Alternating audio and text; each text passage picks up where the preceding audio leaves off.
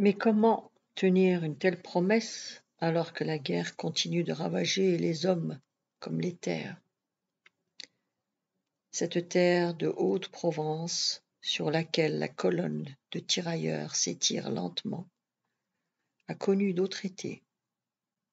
Mais là, le soleil écrase les hommes déjà accablés de fatigue. La libération de Marseille s'éloigne malgré l'avidité qu'ils ont à en retenir le souvenir heureux.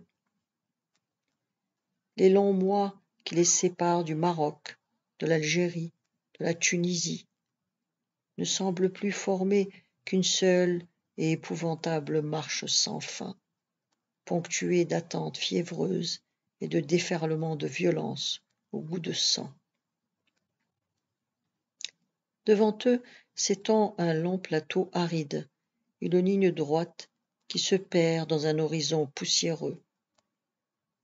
Ils ont enlevé leurs casques, mais leurs visages ruissellent. Les bouches sont sèches, les lèvres gercées.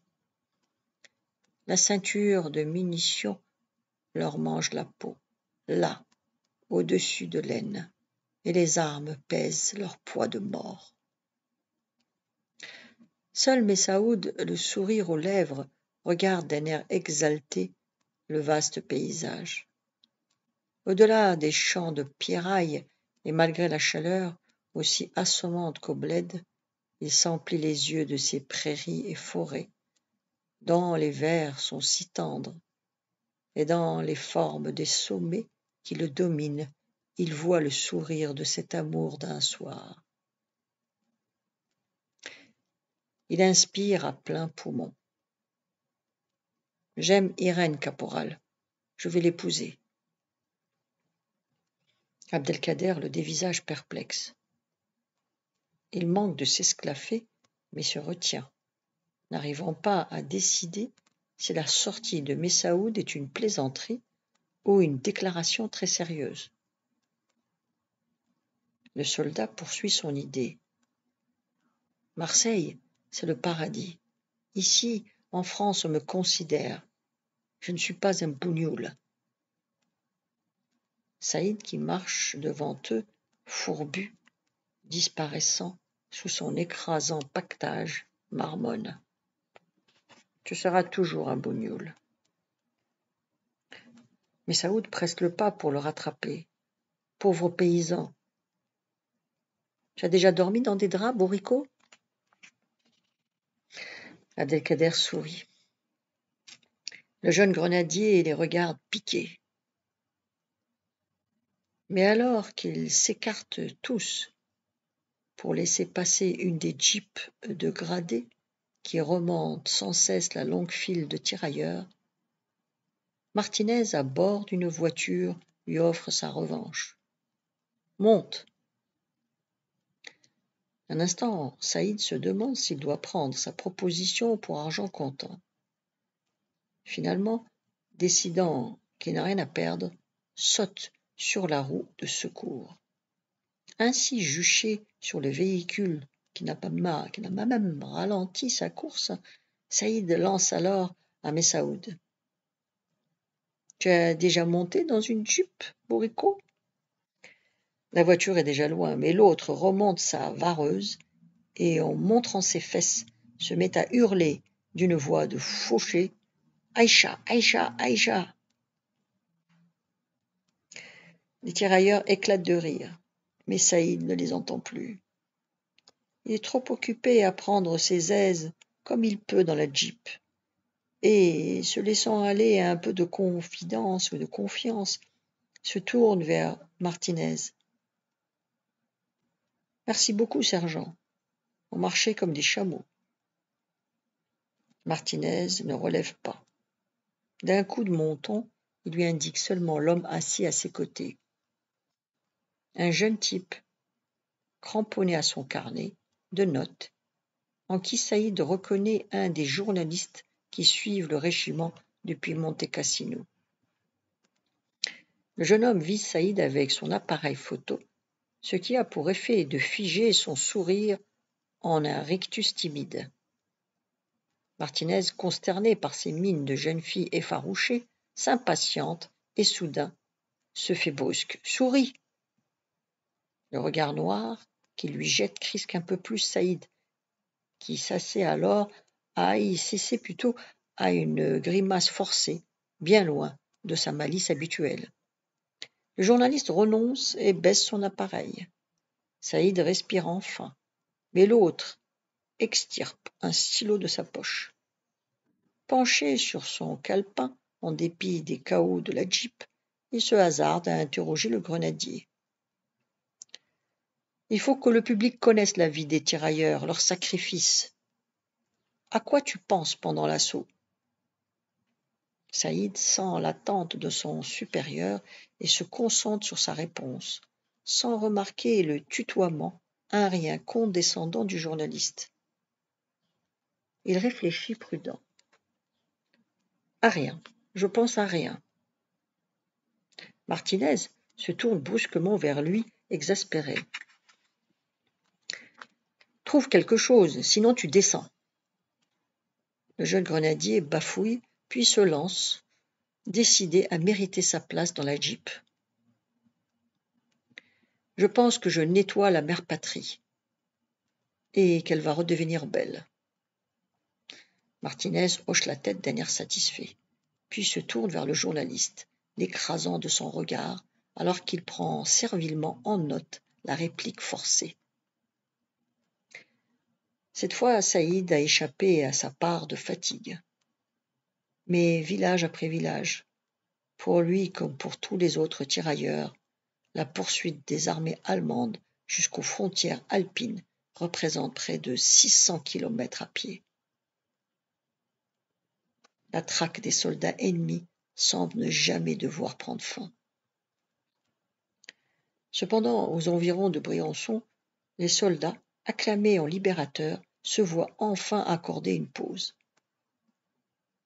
Dans le cadre idyllique d'une campagne étrangement épargnée, Messaoud, assis sur un talus verdoyant et ombragé, au bord d'une petite route, contemple le paysage vallonné. La guerre? Où ça la guerre? Où ça la tuerie? Un léger souffle d'air fait frissonner les feuilles des arbres.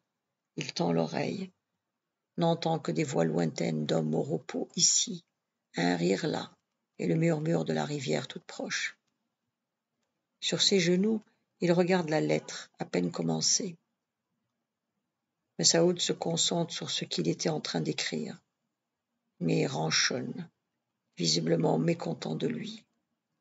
Il se tourne vers Leroux, étendu dans l'herbe, à quelques mètres de lui. Comment vous parlez à vos femmes? Leroux se relève un peu, cueilli par sa question incongrue. Il cherche ses mots.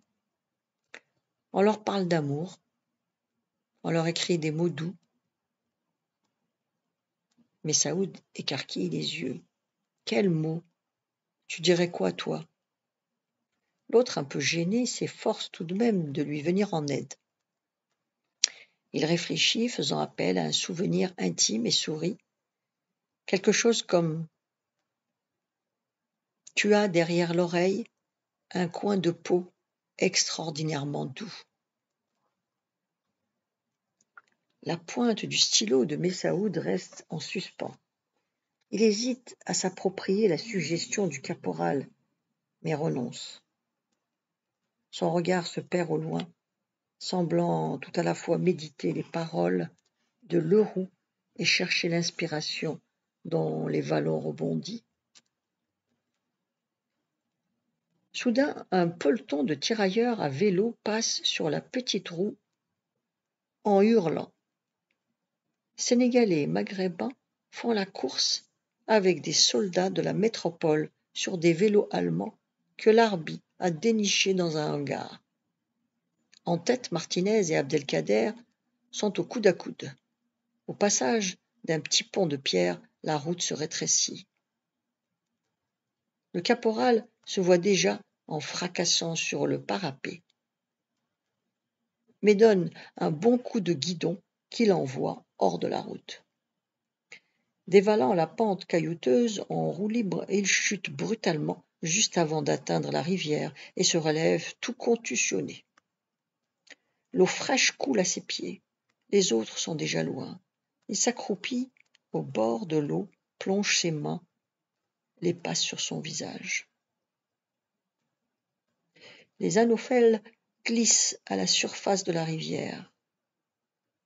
Dans les jeux d'ombre des hautes herbes, les reflets du soleil. Il essuie des yeux. Dans son être, au cœur de la guerre, Abdelkader ressent soudain une joie calme, sereine. Il inspire profondément. Il est vivant. Un éclair de chaleur, le roulement de l'orage lui font quitter à regret la rivière. Il regagne le campement, poussant son vélo devant lui sur un chemin bordé de lavandes. Tout à coup, au détour du chemin, à une centaine de mètres, il aperçoit les silhouettes de deux hommes. À la forme de leurs casques, il reconnaît les soldats allemands. Il se jette au sol avec son vélo, le visage contre la terre desséchée. Allongé entre les plants de lavande, le souffle court, il relève légèrement la tête et regarde à travers les herbes mauves. Les Allemands se sentent étrangement immobilisés, comme saisis. Puis les voilà qui vident le contenu de leur poche dans le casque de l'un d'eux, se baissent, ôtent leurs bottes. Enfin, les tenant en joue, deux goumiers entrent dans le champ de vision d'Abdelkader. Il reconnaît les deux frères, Yassir et Larbi. L'aîné ramasse les chaussures, en étudie les semelles, puis s'approche du casque et commence le partage du butin. Des billets, un étui à cigarette, une montre. Qu'est-ce que vous faites? Abdelkader se dresse face aux goumiers et leurs prisonniers, son vélo à la main, couvert de poussière, comme un dérisoire fantôme de justice. Yassir le dévisage sans un mot, pousse les Allemands dans le chemin, les mains sur la tête. Les deux hommes avancent en trébuchant. Le caporal lit la terreur dans leurs yeux et comprend qu'ils supplient pour leur vie. Il le regarde avec une lueur d'espoir, alors que Yassir les pousse de nouveau avec rudesse. « Tu ne vas pas les tuer ?» Le goumier s'amuse soudain de son air scandalisé et lui désigne plus haut, sur la route voisine, un groupe de soldats américains occupés à changer un pneu de leur Jeep, à l'ombre d'un bouquet d'arbres. « Je vais leur vendre. Ils payent bien, les Américains. » Ces derniers se sont redressés à l'approche du groupe d'hommes.